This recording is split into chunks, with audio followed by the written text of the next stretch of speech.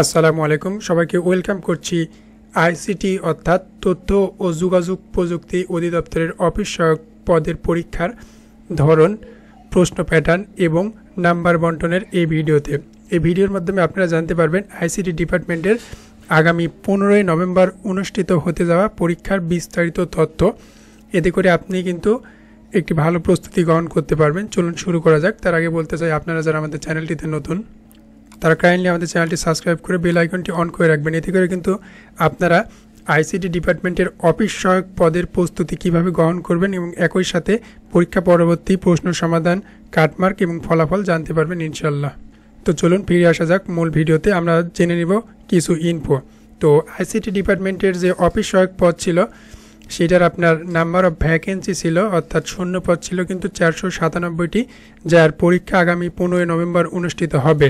Exam time হচ্ছে আপনার সকাল 10টা হতে বেলা 11টা পর্যন্ত, অর্থাৎ মোট 1 ঘন্টা ব্যাপী কিন্তু এই পরীক্ষাটা অনুষ্ঠিত হবে।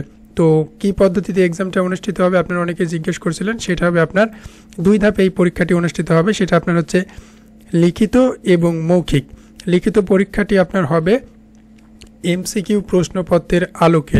তো এবার জেনে নেব মার্ক ডিস্ট্রিবিউশন অর্থাৎ নম্বর বন্টন প্রশ্ন অনুসারে। তো মোট পরীক্ষা হবে আপনার লিখিত এমসিকিউ টাইপ প্রশ্নপত্রে 70 মার্কের, অর্থাৎ 70 নম্বরের পরীক্ষা কিন্তু অনুষ্ঠিত হবে। তো সাবজেক্ট ওয়াইজ যদি আমরা মার্ক দেখি, অর্থাৎ বিষয় ভিত্তিক যদি আমরা নম্বর দেখি কোন বিষয় কত আছে, তো আপনারা দেখতে পাচ্ছেন বাংলাতে 20, আপনার ইংরেজিতে 20, গণিতে 20 এবং জিকে অর্থাৎ জেনারেল নলেজে 20 মার্কের কোশ্চেন। এই 70 মার্কের পরীক্ষা অনুষ্ঠিত হবে, যেখানে সময় পাবেন আপনারা 1 ঘন্টা।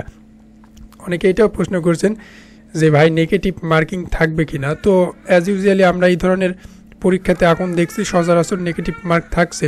সেক্ষেত্রে যদি নেগেটিভ মার্কিং থাকে সেক্ষেত্রে কিন্তু সেটা হবে 0.25%, অর্থাৎ আপনার প্রতি 4টি প্রশ্নের ভুল উত্তরে আপনার প্রাপ্ত নম্বর হতে 1 নম্বর কাটা যাবে, যেটা হচ্ছে গড়ে আপনার 0.25% যদি নেগেটিভ মার্কিং থাকে।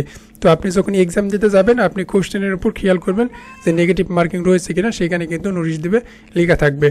তো এই ছিল আজকের ভিডিও। ভালো লেগে থাকলে লাইক, কমেন্ট, শেয়ার করবেন। একই সাথে চ্যানেলটি সাবস্ক্রাইব করে রাখবেন, কেননা এই পরীক্ষার স্পেশাল সাজেশন আমরা দিব। একই সাথে পরীক্ষা পরবর্তী প্রশ্ন সমাধান এবং ফলাফল কিন্তু এখানে জানতে পারবেন ইনশাল্লাহ। সকলের ভালো পরীক্ষার প্রত্যাশা এখানে শেষ করছি। আসসালামু আলাইকুম।